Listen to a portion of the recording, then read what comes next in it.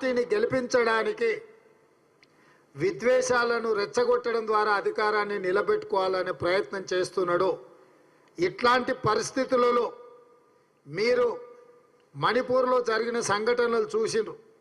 లక్షలాది మంది నిరాశ్రయులైనరు, వేలాది మంది హత్యకు గురైనరు, వేలాది కోట్ల రూపాయల ఆస్తులు విధ్వంసం అయితే కనీసం మణిపూర్ పర్యటనకు ప్రధానమంత్రి వెళ్ళలేదు. అందుకే ఈరోజు భారత్ జోడో న్యాయ యాత్ర ద్వారా మణిపూర్ నుంచి మహారాష్ట్ర వరకు రాహుల్ గాంధీ గారు పాదయాత్ర చేపడుతున్నారు. సర్వం ఈ దేశం కోసం త్యాగం చేసిన కుటుంబము గాంధీ కుటుంబము. శ్రీమతి ఇందిరాగాంధీ గారు, శ్రీ రాజీవ్ గాంధీ గారు దేశం కోసం ప్రాణాలు అర్పించి అమరులైనరు. వారిని ఆదర్శంగా తీసుకొని ఈరోజు శ్రీ రాహుల్ గాంధీ గారు భారత్ జోడో న్యాయ యాత్రను చేపడుతున్నాడు.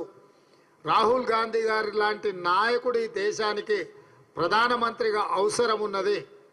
మరి రాహుల్ గాంధీ గారిని ప్రధానమంత్రిగా చెయ్యాలి అని అంటే తెలంగాణ రాష్ట్రంలో పార్లమెంట్లో సీట్లన్నీ గెలవాలి.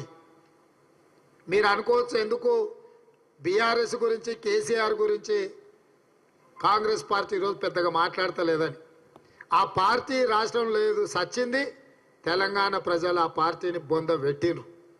ఇవాళ తండ్రి కొడుకులు, బావమరుదులు వాళ్ళేదో వాళ్ళ మనుగడ కోసం, ఉనికి కోసం కాంగ్రెస్ పార్టీ మీద దాడి చేస్తుండ్రు. దీన్ని బట్టే మీరు అర్థం చేసుకోండి, బీజేపీ బీఆర్ఎస్ కుమ్ముక్కు రాజకీయాలు. ఈరోజు దించాల్సింది నరేంద్ర మోడీని, ఈరోజు ఓడించాల్సింది నరేంద్ర మోడీని. ఈరోజు దేశానికి ప్రమాదకరంగా మారింది బీజేపీ ప్రభుత్వం. కానీ నిన్న మొన్న ఈ మధ్యకాలంలో బిల్లా రంగాలు మాట్లాడుతున్న మాటలు మీరు చూడండి. బీజేపీని పల్లెత్తు మాట అనకుండా కాంగ్రెస్ మీద పరుషమైన పదజాలం వాడుతున్నారు. కాంగ్రెస్ ఉండడమే మంచిది కాదన్న ధోరణిలో మాట్లాడుతున్నారు.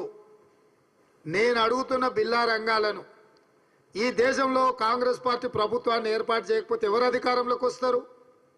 నరేంద్ర మోడీనే కదా. మరి కాంగ్రెస్ రాకుండా నిలువరించాలని మీరు చేస్తున్న ప్రయత్నము మూడోసారి ఈ దేశానికి నరేంద్ర మోడీని ప్రధానమంత్రిని చేయడానికి మీరు చేసుకున్న చీకటి ఒప్పందం ప్రజలకు అర్థం అవుతలేదని మీరు అనుకుంటున్నారా?